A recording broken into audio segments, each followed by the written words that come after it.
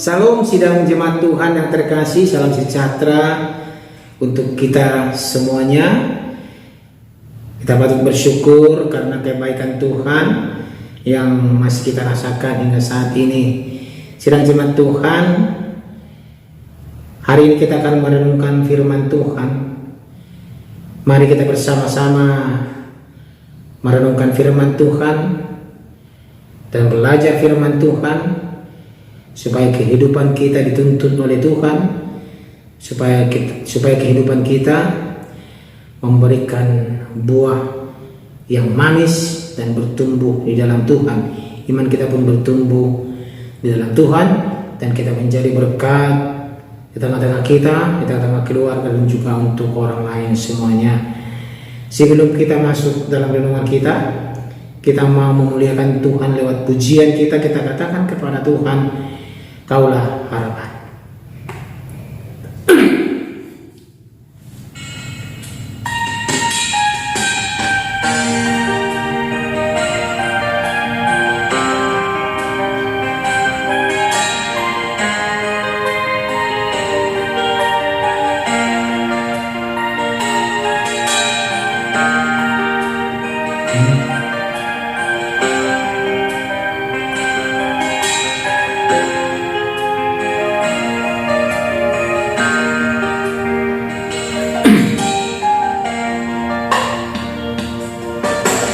Bukan dengan kekuatanku ku dapat jalani hidupku, tanpa Tuhan yang bisa ikuti. Ku tak mampu sendiri, Engkaulah kuatku yang menopangku. Ku pandang wajah-Mu dan berseru, pertolonganku datang dari-Mu. Peganglah tanganku, jangan lepaskan. Kaulah harapan dalam hidupku.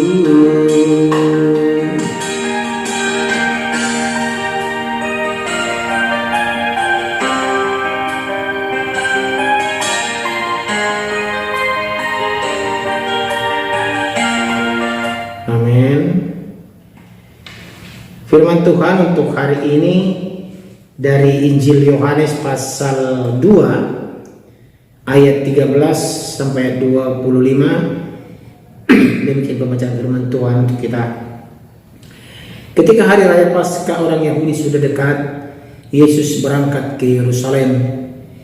Dalam bait suci didapatinya pedagang-pedagang lembu, kambing domba dan merpati, dan penukar-penukar uang duduk di situ.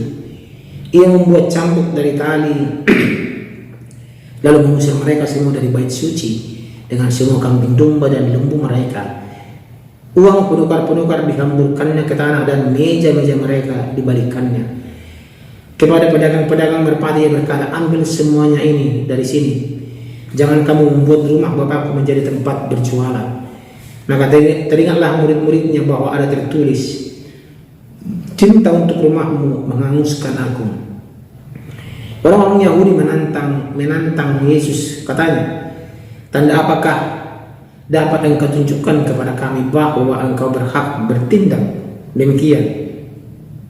Jawab Yesus kepada mereka, rombak bait Allah ini, dan dalam 3 hari aku akan mendirikannya kembali.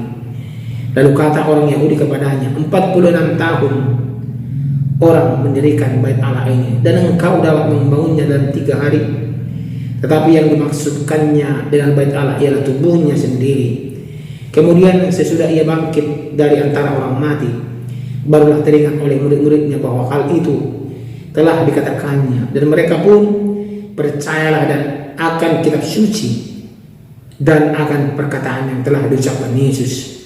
Dan sementara ia di Yerusalem selama hari raya Paskah, banyak orang percaya dalam namanya, karena mereka telah melihat tanda-tanda yang diadakannya. Tetapi Yesus sendiri tidak mempercayakan dirinya kepada mereka, karena ia mengenal mereka semua, dan karena tidak perlu seorang pun memberi kesaksian kepadanya tentang manusia, sebab ia tahu apa yang ada di dalam hati manusia. Amin. Demikian pembacaan firman Tuhan.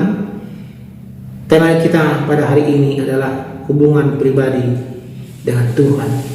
Sidang jemaat Tuhan yang terkasih, kalau kita berbicara dengan hubungan, kita bisa mengasumsikan ada hubungan yang baik, ada hubungan yang tidak baik. Yang dimaksud di sini adalah hubungan yang baik, hubungan pribadi kita dengan Tuhan, artinya hubungan yang baik, hubungan yang penuh dengan iman, hubungan yang penuh dengan kuasa dengan Tuhan. Itu maksudnya. Seperti kisah Yesus menyucikan bait Allah dari pedagang yang merusak kekudusan rumah bapaknya.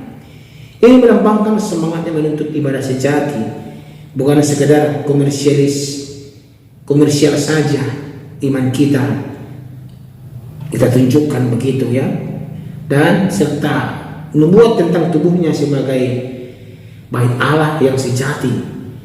Doa kita hari ini mengajak kita menyucikan hati sebagai bait Roh Kudus dan fokus pada relasi pribadi dengan Tuhan, bukan materi.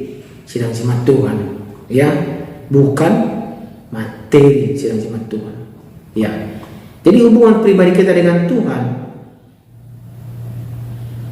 harus kita bangun dengan sungguh-sungguh, ya. Harus kita bangun dengan sungguh-sungguh, bukan main-main. Sidang jemaat Tuhan, seperti pedagang-pedagang yang di bait Allah, dia membangun hubungan pribadi itu bukan sungguh-sungguh, dikatakan begitu. Mereka itu membangun hubungan karena ada hubungan keuntungan timbal balik begitu. Jadi ini yang Tuhan lihat, bahwa bait Allah itu seperti diperjualbelikan, tempat perjual beli gitu. Jadi Allah sangat marah, Tuhan Yesus sangat marah waktu itu, bahwa mereka tidak menghargai bait Allah dan sama saja tidak menghargai bahwa Tuhan Yesus mengorbankan dirinya untuk umat manusia. Kita jemaat Tuhan, kita tahu bahwa Tuhan Yesus cinta pada kekudusan, makanya dia usir pedagang-pedagang yang ada di bait Allah itu. Yesus marah bukan karena emosi pribadi, melainkan karena rumah Bapaknya dijadikan tempat berjualan. Ia mengusir para pedagang untuk memulihkan fungsi bait Allah sebagai tempat doa dan perjumpaan dengan Allah, bukan untuk tempat berdagang, mencari keuntungan. Ini menegur kita untuk tidak menjadikan ibadah atau gereja sebagai sarana mencari keuntungan pribadi, untuk memperkaya pribadi, untuk mencari kesenangan pribadi. Ini Tuhan mewajarkan kepada kita. Tubuh bait Allah itu kudus, ya. Cinta pada kekudusan itu yang Tuhan mau tunjukkan kepada mereka, bahwa bait Allah itu kudus dan tidak boleh main-main. Siapapun tidak boleh main-main. Dan juga di sini Tuhan Yesus mengatakan bahwa tubuh sebagai bait suci, tubuh kita. Saat ditantang, Yesus membuatkan kematian dan kebangkitannya sebagai bait Allah yang sesungguhnya. Ya, makanya dikatakan tadi, rombak bait Allah ini saya akan bangunnya selama 3 hari. Artinya di sana dia mau memberikan suatu nubuatan bahwa kematiannya dan kebangkitannya yang sesungguhnya akan membawa keselamatan bagi manusia.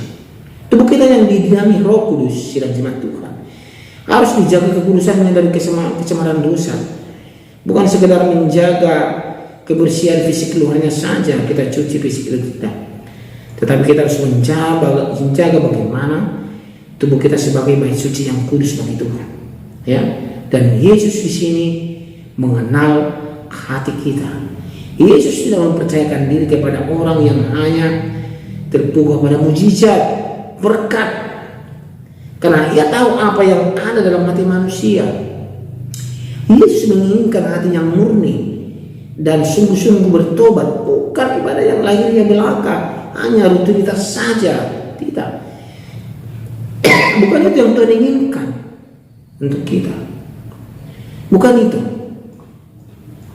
Tapi Tuhan mau melihat kesungguh-sungguhan kita sedang sama Tuhan, supaya hubungan pribadi kita dengan Tuhan terjalin dengan baik, dan kita menikmati hadiratnya, dan kita mendapat anugerah yang luar biasa, yaitu keselamatan yang daripada Tuhan. Maka dari itu sedang sama Tuhan, jadikan hidup dan hati kita tempat yang berkenan bagi Allah. Bersihkan diri dari pedagang atau pikiran yang materialistis, pikiran yang penuh dosa, keegoisan, kesombongan, keangkuhan. Jauhkan itu, bersihkan dari diri kita, agar kita bisa fokus ibadah tertuju kepada Tuhan, sedang jemaat Tuhan. Ya, terkadang dalam ibadah ini bukan apa yang Tuhan mau untuk kita, tidak, tapi apa yang kita mau. Ini yang salah. Harus kita bisa mengatakan apa yang Tuhan mau untuk kita. Ya, bukan apa yang kita mau. Artinya kita itu seolah-olah kita lebih tinggi dari Tuhan, seolah-olah kita lebih hebat dari Tuhan, seolah kita memaksa Tuhan untuk mencukupkan, untuk mengadakan apa yang kita mau, untuk memberi apa yang kita mau. Bukan itu. Kalau kita sudah dekat kepada Tuhan, memberikan hati kita kepada Tuhan, mengandalkan iman kita kepada Tuhan, Tuhan akan tambah-tambahkan itu kepada kita. Itu tambah-tambahkan itu. Tidak usah khawatir, karena Tuhan beserta kita. Tuhan akan memberikan yang terbaik. Percayalah bahwa hidup kita ini berarti di hadapan Tuhan. Amin. Dan hidup kita ini akan menjadi berkat. Hidup kita ini akan menjadi berarti di hadapan Tuhan, dan kita akan menjadi saksi Tuhan di tengah-tengah dunia ini. Kita berdoa. Terima kasih ya Tuhan, kami bersyukur rumah kami hari ini mengajarkan kami bahwa kami, tubuh kami ini tubuh Kristus yang penuh dengan kekudusan. Kami mau ya Tuhan, hati dan pikiran kami, tubuh kami dibaharui dalam Tuhan, agar tubuh kami ini menjadi kudus di hadapan Tuhan, dan kami berarti di hadapan Tuhan. Dalam nama Tuhan Yesus Kristus kami berdoa. Amin. Ku pandang wajah-Mu dan berseru